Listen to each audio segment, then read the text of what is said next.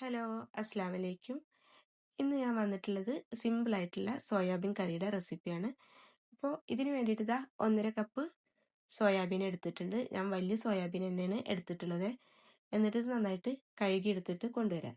അതിനുശേഷം നമുക്ക് ഇതിലേക്ക് നല്ല തിളച്ച വെള്ളമാണ് ഒഴിച്ചു കൊടുക്കേണ്ടത്. തിളച്ച വെള്ളം തന്നെ ഒഴിച്ചു കൊടുക്കുക കേട്ടോ. അപ്പോൾ പെട്ടെന്ന് തന്നെ അത് നന്നായിട്ട് സോഫ്റ്റ് ആയിട്ട് കിട്ടും. ഇനി ഇതങ്ങ് മാറ്റി വെക്കുക. ഇതിലേക്കുള്ള മസാല ഒക്കെ ഒന്ന് വഴറ്റിയെടുത്ത് വരുമ്പോഴേക്കും ഇതോടെ സോഫ്റ്റ് ആയിട്ട് കിട്ടും. പാനിലോട്ട് വെളിച്ചെണ്ണ ഒഴിച്ചു കൊടുത്തിട്ടുണ്ട്. എണ്ണ ചൂടായതിന് ശേഷം ഇതിലേക്ക് ഒരു വലിയ പീസ് പട്ട, 3 ഗ്രാമ്പു, 4 ഏലക്ക, 1 ടീസ്പൂണ് പെരിഞ്ജീരകം കൂടെ ചേർക്കുക. പിന്നെ നമുക്ക് ഇതിലേക്ക് ഒരു ബേ ലീവ്സ് കൂടെ ചേർത്ത് കൊടുക്കുന്നുണ്ട്. ഇത് കൂടെ ചേർത്തിട്ട് നന്നായിട്ടൊന്ന് വഴറ്റി കൊടുക്കുക. ലാസ്റ്റ് നമ്മൾ മസാല ഒക്കെ വഴറ്റുന്ന സമയത്ത് ഗരം മസാല ചേർക്കെങ്കിലും ആദ്യം ഇങ്ങനെ ചെയ്യുമ്പോൾ നല്ലൊരു ഫ്ലേവറാണ്. 1 ടേബിൾ സ്പൂണ് വെളുത്തുള്ളി ചതച്ചെടുത്തത്, 1 ടേബിൾ സ്പൂണ് ഇഞ്ചി ചതച്ചെടുത്ത് കൂടെ ചേർത്ത് കൊടുക്കുക. നമ്മൾ ബീഫിലേക്കൊക്കെ നല്ലോണം വെളുത്തുള്ളി ഇഞ്ചിയൊക്കെ ചേർത്ത് കൊടുക്കില്ലേ, അതുപോലെ തന്നെ ഇതിലേക്കും ചേർത്ത് കൊടുക്കണം. പ്രത്യേകിച്ച് സോയാബീനൊരു ഫ്ലേവറും കാര്യമൊന്നും ഇല്ലാത്തതുകൊണ്ട് തന്നെ നമ്മൾ ഇതൊക്കെ ചേർത്തിട്ട് വേണം അതിനെ ടേസ്റ്റ് കൂട്ടാൻ. അത് നന്നായിട്ടിത് പച്ചമണം പോകുന്നത് വരെ തന്നെ വഴറ്റി കൊടുക്കുക. എന്നിട്ട് നമുക്ക് ഇതിലേക്ക് ഇനി 3 സവാള അതുപോലെ തന്നെ 3 പച്ചമുളക് കൂടെ ചേർത്ത് കൊടുക്കുക. ഇത് നന്നായിട്ടൊന്ന് വഴറ്റിയിട്ടെടുക്കുക. ഇത് കുക്കറിൽ വെക്കണമെങ്കിൽ അങ്ങനെ ചെയ്യുക. പക്ഷെ അതിൻ്റെ ഒന്നും ആവശ്യമില്ല. സോയാബീൻ നല്ല തിളച്ച വെള്ളത്തിൽ ഇട്ടതുകൊണ്ട് തന്നെ കുറച്ച് വേവ് അങ്ങനെ തന്നെ കഴിയും. പിന്നെ ഏത് കറിയും ഇതുപോലെ തന്നെ വഴറ്റി കുക്കറല്ലാതെ ചെയ്യുമ്പോൾ തന്നെ ഒരു പ്രത്യേക ടേസ്റ്റാണ്. ഇനി ഇതിലേക്ക് നമുക്ക് ഒരു വലിയ തക്കാളി തന്നെ കട്ട് ചെയ്തിട്ട് ഇട്ട് കൊടുക്കുക. എന്നിട്ടൊന്ന് നന്നായിട്ട് വഴറ്റി കൊടുക്കുക.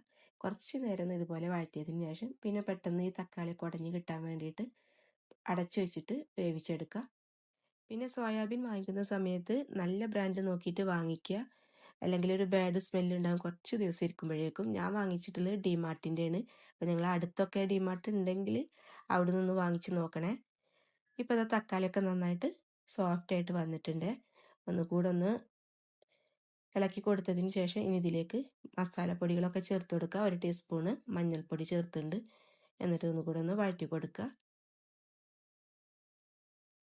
ഇനി ഇതിലേക്ക് 1 ടേബിൾ സ്പൂൺ മുളക് പൊടി ചേർത്തിട്ടുണ്ട്, 1.5 ടേബിൾ സ്പൂൺ മല്ലിപ്പൊടി. എന്നിട്ട് ഇത് ഒന്നുകൂടെ തന്നെ മസാലയുടെ ആ ഒരു പച്ചമണം പോകുന്നത് വരെ തന്നെ ഒന്ന് വഴറ്റി കൊടുക്കുക.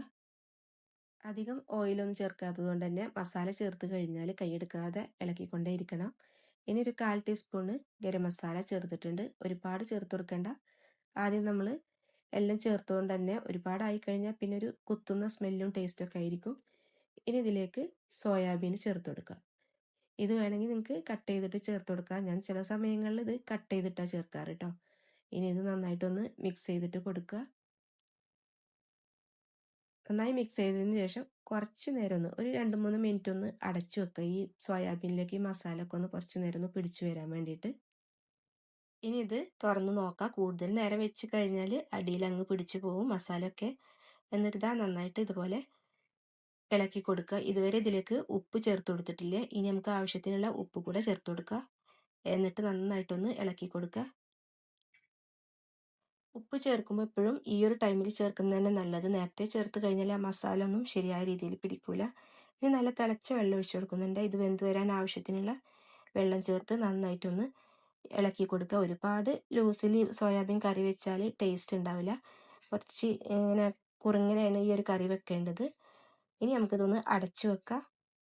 മീഡിയം ഫ്ലെയിമിലാക്കിയിട്ടാണ് അടച്ചു വെച്ച് വേവിച്ചത്. അതിലിടയിൽ ഞാൻ കുറച്ച് വേപ്പിലൊക്കെ ഇട്ട് കൊടുത്തിരുന്നു. ആ ഒരു വീഡിയോ എടുക്കാൻ മറന്നുപോയതാണ്.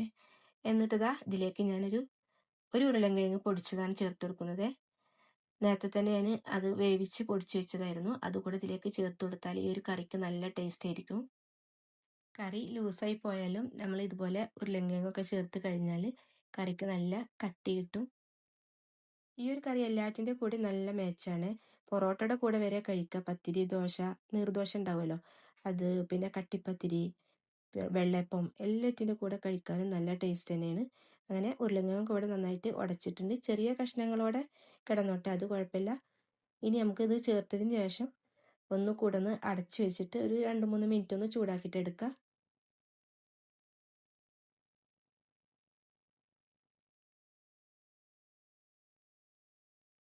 അപ്പോൾ അത് നന്നായിട്ട് തിളച്ച് വന്നിട്ടുണ്ട്. ഇനി നമുക്ക് ഫ്ലെയിം ഓഫ് ചെയ്യാം. എരിവ് ഒട്ടും ഇഷ്ടപ്പെടാത്തവരാണെങ്കിൽ ഈ ഒരു ടൈമിൽ ഒരു അരക്കപ്പ് നല്ല കട്ടിയിലുള്ള തേങ്ങാപ്പാൽ കൂടെ ഒഴിച്ചു കൊടുത്തിട്ടൊന്ന് മിക്സ് ചെയ്യുക. ഞാനിപ്പോൾ അങ്ങനെ ചേർക്കുന്നില്ല. ഇനി ഇതിലേക്ക് കുറച്ച് മല്ലിയില കട്ട് ചെയ്ത് കൂടെ ഇട്ട് കൊടുക്കുന്നുണ്ട്. പിന്നെ ഏതൊരു കറി വെച്ചാലും നമ്മൾ ലാസ്റ്റ് എല്ലാം റെഡി ആയതിനു ശേഷം കുറച്ച് നേരം ഒന്ന് അടച്ചു വെക്കുക. അതിന് ശേഷം മാത്രം യൂസ് ചെയ്യുക. അപ്പോൾ നല്ല ടേസ്റ്റും കറിക്ക് നല്ല കുറുക്കും കിട്ടും. ഇനി ഇതൊന്ന് സെർവ് ചെയ്യുക. സോയാബീൻ കറി എല്ലാവരും ഉണ്ടാക്കാറുണ്ടാവും. ചെറിയ ചെറിയ മാറ്റങ്ങളോടെ എല്ലാവരും ചെയ്യുക. ഈ ഒരു രീതിയിൽ ചെയ്യാത്തവരുണ്ടെങ്കിൽ ഒന്ന് ചെയ്ത് നോക്കുക. നല്ല ടേസ്റ്റാണ്. പിന്നെ നിങ്ങൾ സബ്സ്ക്രൈബ് ചെയ്യാതെയാണ് കാണുന്നതെങ്കിൽ ഒന്ന് സബ്സ്ക്രൈബ് ചെയ്യുക, ലൈക്ക് ചെയ്യുക, ഫ്രണ്ട്സ് ആൻഡ് റിലേറ്റീവ്സിനൊക്കെ ഒന്ന് ഷെയർ ചെയ്ത് കൊടുക്കുക. അപ്പോൾ ഇൻഷാ അല്ലാഹ് ഇനി നെക്സ്റ്റ് വീഡിയോയിൽ കാണാം.